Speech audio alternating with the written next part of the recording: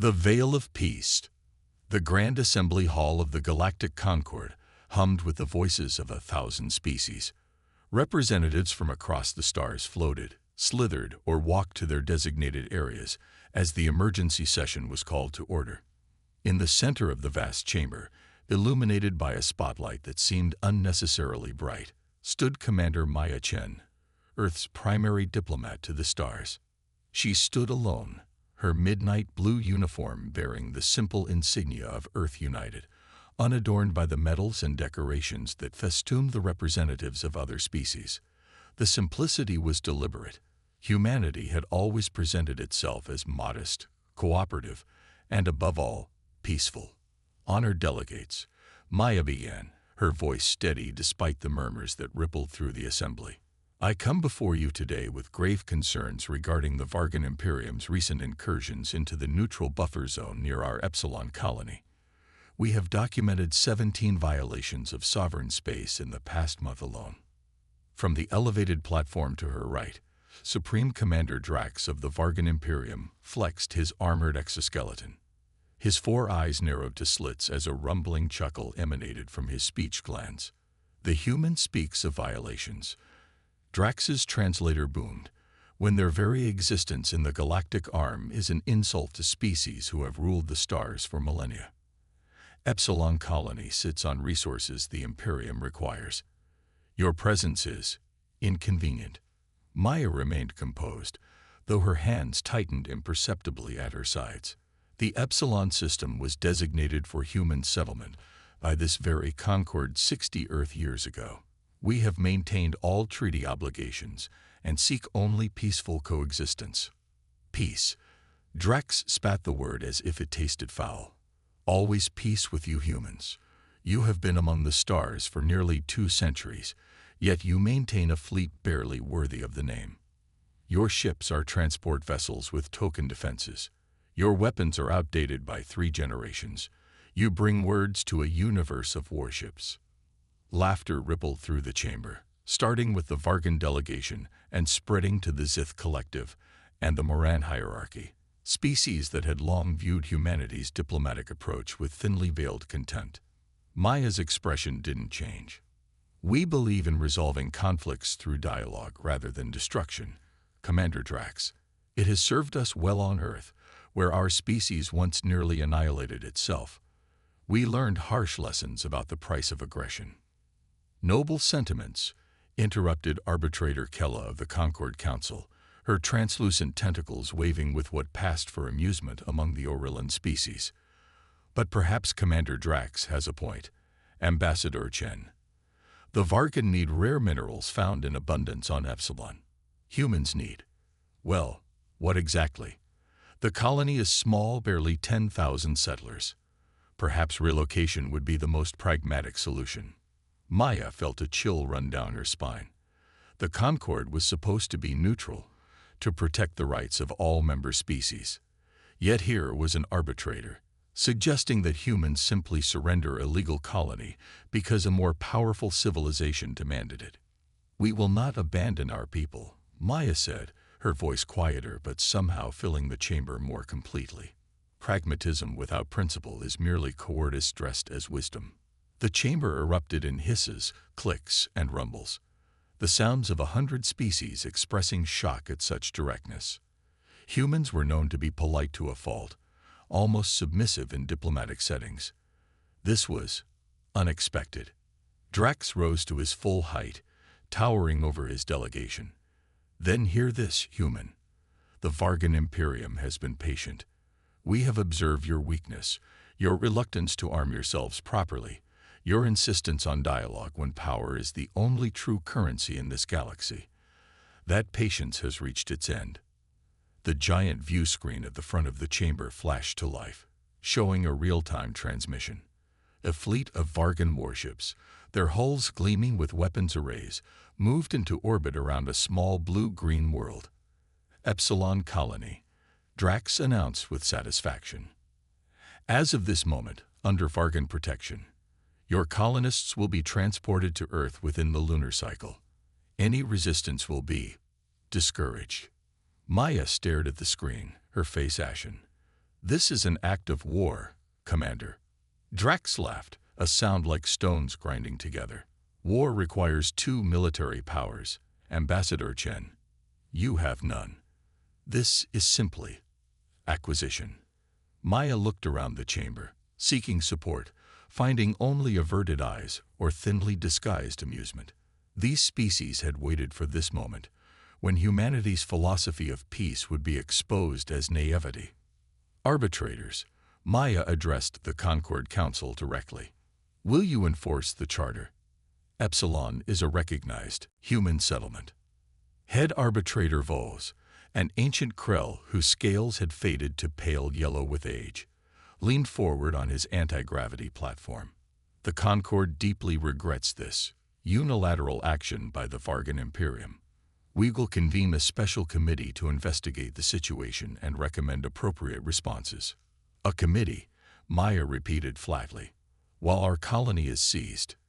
"The galaxy is complex," Ambassador Vos replied smoothly. "The Concord must balance many interests. We cannot simply—" The view screen flickered suddenly, cutting off Vos' platitudes. The image of Epsilon Colony now showed flashes of light. Weapons fire. Vargan dropships were descending through the atmosphere. "They're attacking civilian targets," Maya said, her voice deathly quiet as she watched destruction rain down on the human settlement. "There are families there. Children." Drax waved a dismissive claw. "Merely a show of force. We are not barbarians. Most will survive to be relocated." "Most," Maya repeated, still watching the screen as a residential dome collapsed under Vargan bombardment. The chamber had gone silent, the delegates suddenly uncomfortable with the reality of what they were witnessing. This wasn't diplomacy or negotiation. It was conquest, pure and simple. Maya turned slowly, facing the assembly once more. Something had changed in her posture, in her eyes. The ever-diplomatic, ever-accommodating human representative seemed to have vanished, replaced by someone different. "For 2 centuries," she said, her voice carrying to every corner of the vast chamber, "humanity has extended its hand in peace to the galaxy. We came to the stars hoping to find wisdom greater than our own civilizations that had moved beyond the petty conflicts that nearly destroyed us." She looked directly at Drax. "We found predators instead. Species so accustomed to taking what they want that they mistake restraint for weakness, diplomacy for fear." "Your philosophical observations are noted, Ambassador," Drax said dismissively, "but irrelevant. The operation on Epsilon continues. This is your final warning." "Commander Drax," Maya said, her tone chillingly formal, "withdraw your forces immediately." The chamber erupted in laughter again, louder this time. Even the arbitrators couldn't hide their amusement. "A warning." Drax's translator couldn't fully convey the mockery in his tone. "You warned the Vargan Imperium." "With what, Ambassador?" "Your transport ships. Your outdated defense systems. Your peaceful intentions." Maya didn't respond to the taunt. Instead, she activated her comm unit, a simple device on her wrist that had been mistaken for primitive technology by most species present. "Authorization Chen Omega 73, she said clearly. "Activate Protocol Ares." Nothing happened for a moment. The laughter continued, though it began to die down as delegates noticed the change in Maya's demeanor. She was no longer watching them, or Drax. Her eyes were fixed on the view screen, waiting. 30 seconds passed in increasingly confused silence. Then the view screen flickered again. The image of Vargan ships bombarding Epsilon Colony vanished, replaced by something that caused a collective gasp to sweep through the assembly.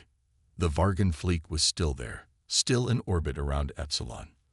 But they were no longer alone. Emerging from what appeared to be fold points in space itself, technology thought impossible by Concord scientists, were ships. Human ships, but not the familiar, lumbering transport vessels or outdated patrol cruisers the galaxy had come to expect from Earth. These were warships unlike anything the Assembly had ever seen. Sleek black vessels that seemed to absorb light rather than reflect it, bristling with weapons systems that made the Vargan armaments look like children's toys. They materialized in perfect formation, surrounding the Vargan fleet in a three-dimensional net of overwhelming firepower. Drax rose from his seat, mandibles clicking in alarm. What deception is this? These are not human vessels. This is some trick. Maya's smile was cold as interstellar space. No trick, Commander. Just the consequences of your actions. She turned to address the stunned assembly. For 2 centuries, the galaxy has seen what we wanted it to see. A species dedicated to peace, reluctant to arm itself, technologically behind its neighbors. That was a choice, not a limitation. On the view screen, the human vessels began to move with impossible precision, targeting systems locking onto the Vargan ships. But they didn't fire. Not yet. Humanity united after our last World War with one primary directive: never again, Maya continued. We had seen the face of our own extinction and turned away from that path. But we are not fools. We knew that the stars might hold threats we couldn't imagine. So we prepared, in secret, while showing the galaxy only what would make us appear harmless. This is impossible, Head Arbitrator Voss whispered, his scales paling further. Our intelligence network would have detected such a military buildup. Your intelligence network sees what we allow it to see, Maya replied simply, just as every trade delegation, every diplomatic mission, every seemingly innocent human scientist visiting your worlds saw what we needed to see. The assembly erupted in shouts and accusations. Species that had dismissed humanity for generations suddenly found themselves reevaluating everything they thought they knew. On the view screen, a communication channel opened. The face that appeared was human, wearing a uniform similar to Maya's, but with subtle differences that marked military rank. Vargan vessels, this is Admiral Thomas Rivera of the Earth Defense Fleet Artemis. You are engaged in an illegal assault on a sovereign human colony. Power down your weapons and prepare to be boarded, or we will respond with appropriate force. Drax's mandibles clicked furiously. This is an outrage, a deception. The Vargan Imperium will not be threatened by a species that has hidden its true nature from the galaxy. Admiral Rivera's expression didn't change. You have 30 seconds to comply. Maya turned to face Drax directly. 2 centuries, Commander. 2 centuries of watching species like yours take what they want from those they perceived as weaker. 2 centuries of gathering intelligence, developing technologies, and preparing for the day when someone would mistake our restraint for weakness. That day has come. The screen split to show the Vargan ships, their weapons still hot from bombarding the colony. For a moment, it seemed Drax would order resistance. Then, slowly, the energy signatures from the Vargan vessels began to fade as they powered down their systems. This isn't over, human, Drax hissed. Maya nodded, the diplomat returning to her voice and posture. On that, Commander, we are in complete agreement. This is just the beginning. The hidden arsenal. 6 hours after the revelation at the Concord Assembly, the galactic hub was in chaos. Emergency sessions had been called by every major power block, ambassadors were being recalled for consultation, and military strategists across a dozen species were frantically reassessing their understanding of humanity's capabilities. In the private chambers allocated to Earth's delegation, Maya Chen sat across from Admiral Rivera, whose holographic presence was being transmitted from the EDF Artemis in orbit around Epsilon Colony. The Vargan ships have been secured, Rivera reported, his weathered face grim. Minimal casualties on both sides. The colony took hits to the southern agricultural dome and the main medical facility, but the shield generators activated in time to prevent catastrophic damage. Maya nodded, relief evident in her posture. And our people. 18 confirmed dead, 47 injured. The Vargan were aiming to intimidate, not exterminate. Rivera's expression hardened. This time. Maya closed her eyes briefly, absorbing the loss. Every human life was precious, part of why Earth had maintained its deception for so long. If appearing weak and technologically backward saved lives through avoided conflicts, it was worth the occasional diplomatic humiliation. The President has authorized Phase 2, Maya said, opening her eyes. The Concorde needs to understand that the rules have changed. Rivera nodded, his holographic form flickering slightly. The fleet is ready. What about the diplomatic fallout? The Concorde is demanding explanations. I imagine they are, Maya said with a grim smile. They've just discovered that the quiet, accommodating species they've been patronizing for 2 centuries has been hiding military capabilities that outstrip anything in known space. They're terrified. As they should be, Rivera replied. If they'd actually bothered to study Earth history beyond our diplomatic platitudes, they might have anticipated this. Humans prepare for the worst while hoping for the best. Always have. The door chimed, and Maya straightened in her chair. That would be the arbitration committee. Right on schedule. Good luck with the wolves, Rivera said with a sardonic smile before his hologram faded. When the doors slid open, it wasn't just the expected arbitrators who entered. Behind head arbitrator Vos came representatives from every major power in the Concorde: the Zith Collective, the Moran Hierarchy, the Peregrinus Union, and half a dozen others. Species that normally wouldn't share breathing space were united in their sudden concern about humanity. Maya stood, offering the traditional Concorde greeting. Esteemed delegates, this is an unexpected honor.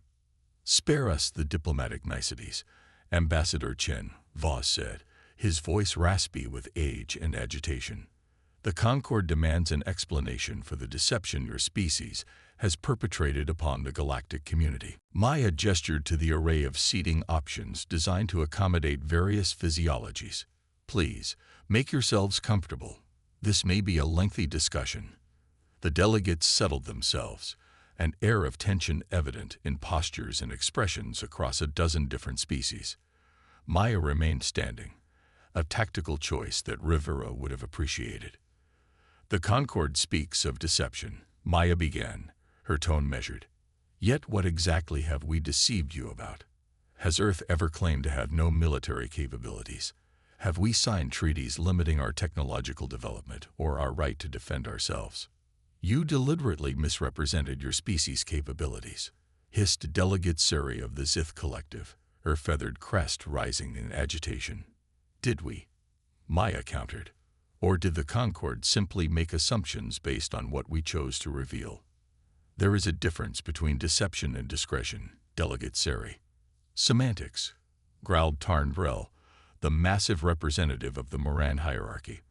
For 2 centuries, humanity has presented itself as a minor power, technologically inferior, militarily insignificant. You have participated in trade agreements, territorial negotiations, and resource allocations, all predicated on that understanding. Maya nodded thoughtfully. And has Earth ever failed to honor those agreements? Have we ever claimed resources beyond those allocated? Have we ever violated Concorde protocols or threatened other species?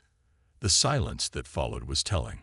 The issue at hand, Vos interjected, is not whether Earth has violated agreements, but whether those agreements were entered into in good faith when vital information about your capabilities was withheld.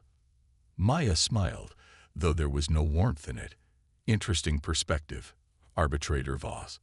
Was it good faith when the Zith Collective used their technological advantage to secure exclusive mining rights to the Cygnus Reach, despite Earth's prior claim? Was it good faith when the Moran hierarchy threatened to block our colony ships from the Perseus Arm unless we provided unrestricted access to our genetic databases? The delegates shifted uncomfortably. For 2 centuries, Maya continued, humanity has watched as the strong took advantage of the weak in this supposed community of equals. We have seen treaties ignored when convenient, territories seized when valuable, and species marginalized when they lacked the power to defend their interests. She leaned forward slightly. We chose not to be one of those species. This changes everything, Vos said, his yellowed scales flushing with emotion. The balance of power has not changed at all, Maya interrupted. Earth has always had these capabilities. The only difference is that now you know about them, and conveniently revealed them just as the Vargan moved against your colony, noted Perla of the Peregrinus Union, her crystalline form refracting light as she spoke. One must wonder if you somehow engineered this confrontation. Maya's laugh was genuine this time. The Vargan have been pushing boundaries for decades. We didn't need to engineer anything. Just wait. Predators eventually overreach. On the large display screen behind Maya, images began to appear. Human ships emerging from fold space, near key strategic locations throughout Concord territory. Not aggressive formations, but clear demonstrations of capability and reach. As we speak, Maya explained, Earth is revealing more of its hidden arsenal throughout Concord space, not as a threat, but as a correction to the record. The galaxy should know who we truly are and what we are capable of. This is outrageous, Brell rumbled. These deployments were not authorized by the Concord Military Coordination Committee. Earth doesn't require authorization to move its own ships within international space, Maya replied calmly. Just as the Moran hierarchy didn't seek authorization when it positioned its dreadnoughts along the Antares trade route last year. The delegates exchanged glances, a mixture of concern and calculation evident across species. What does Earth want? Voss asked finally, cutting to the heart of the matter.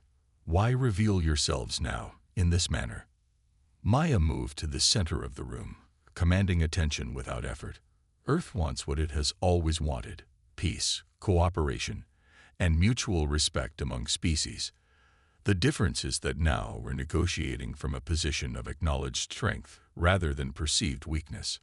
And if the Concord finds these new revelations disruptive to galactic stability, Perla asked delicately. Maya's expression hardened. Then the Concord would be making a grave miscalculation. Humanity has spent centuries developing technologies you can't imagine, gathering intelligence you never suspected we had, and preparing for scenarios you don't want to contemplate. The screen behind her changed again, showing the Vargan warships now completely surrounded by the human fleet near Epsilon. The Vargan vessels looked suddenly small, outclassed in a way that shocked the delegates used to seeing them as one of the dominant military powers in the quadrant. This is but one battle group, Maya said quietly. One small fraction of Earth's true capabilities.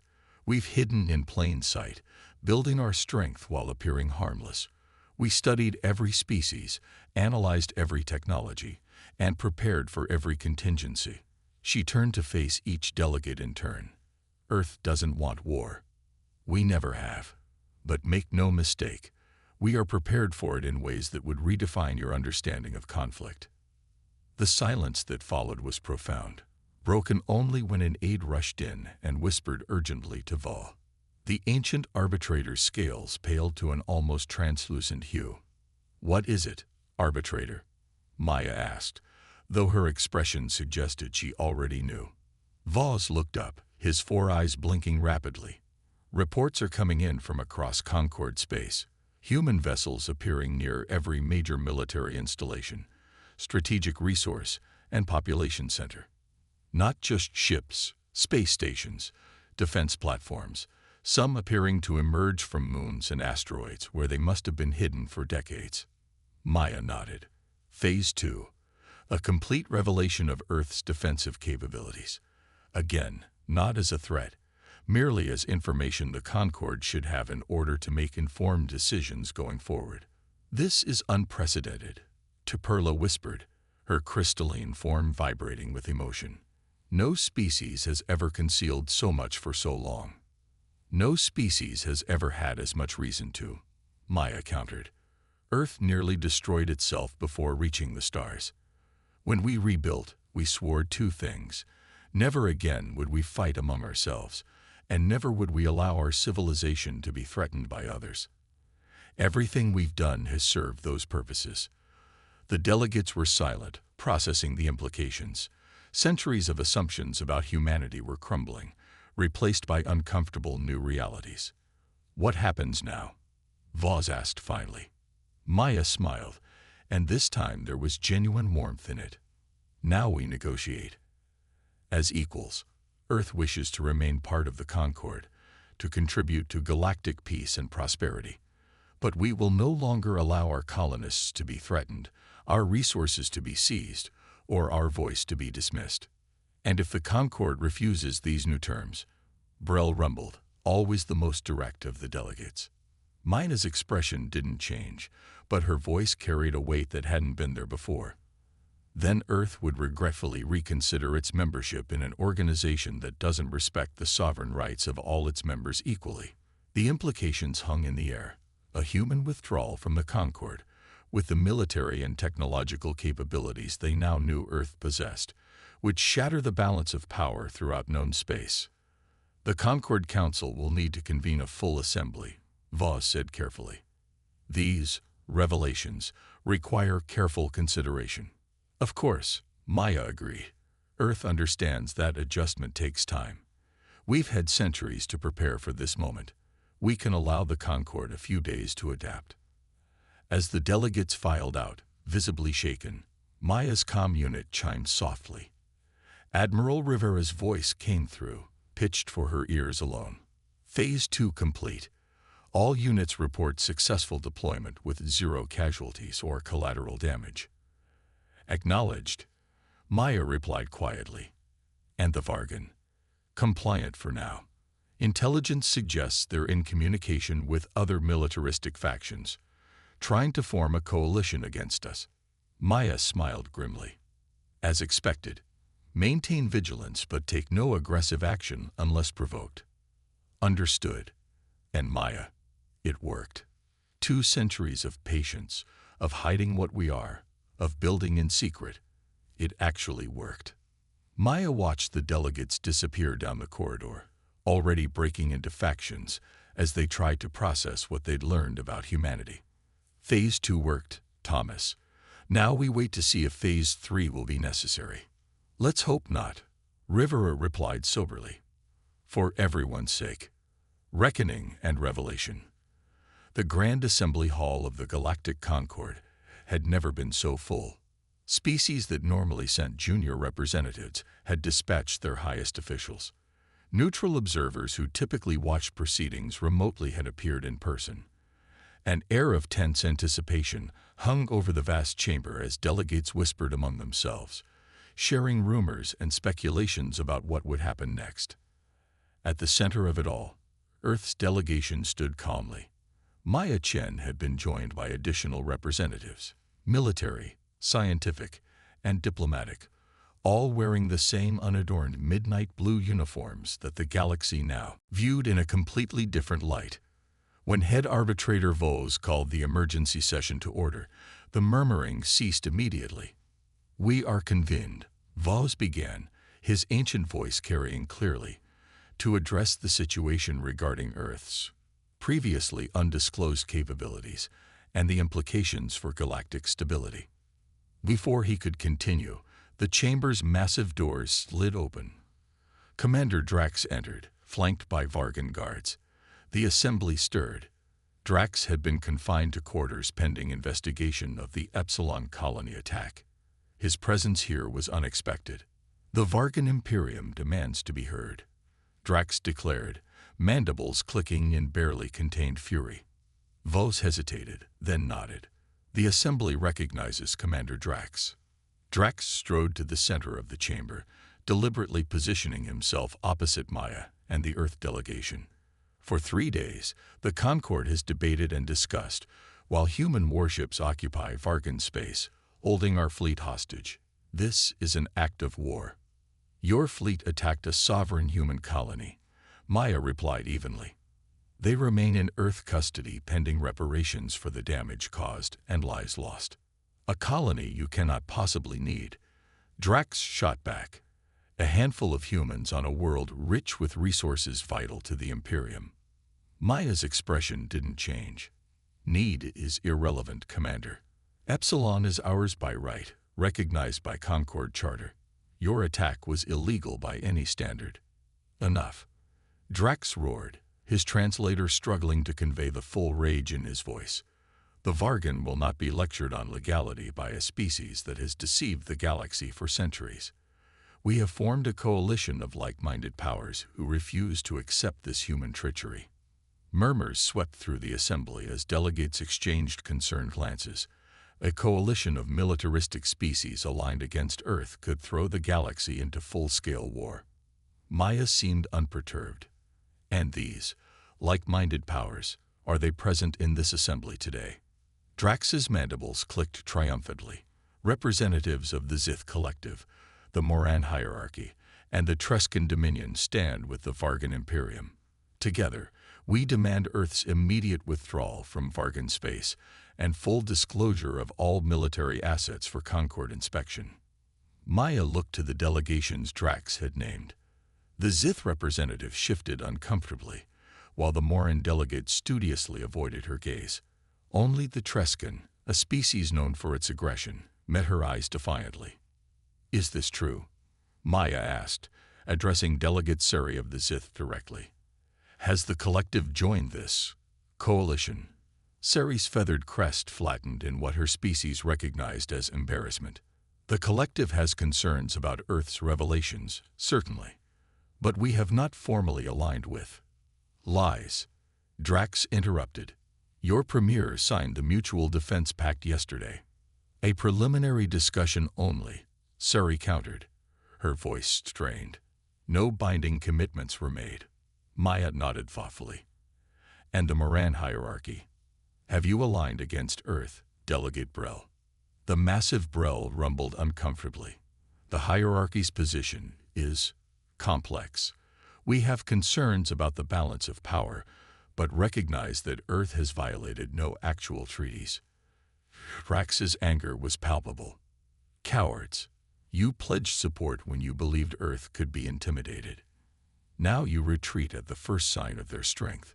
"The Trescan Dominion stands firm," the Trescan delegate hissed, his serpentine form coiling in agitation. "Humanity's deception cannot be tolerated." Maya finally allowed a small smile. "Interesting. It seems your coalition isn't quite as united as you claimed, Commander Drax. Perhaps they've had access to information you haven't." She gestured, and the giant view screen activated, showing a three-dimensional tactical display of Concord space. Points of light representing human military assets blinked into existence, not just the vessels revealed during Phase 2, but hundreds more. Space stations disguised as commercial hubs. Defense platforms hidden in asteroid belts. Monitoring posts embedded in supposedly uninhabited moons. "Complete disclosure, as requested," Maya said calmly.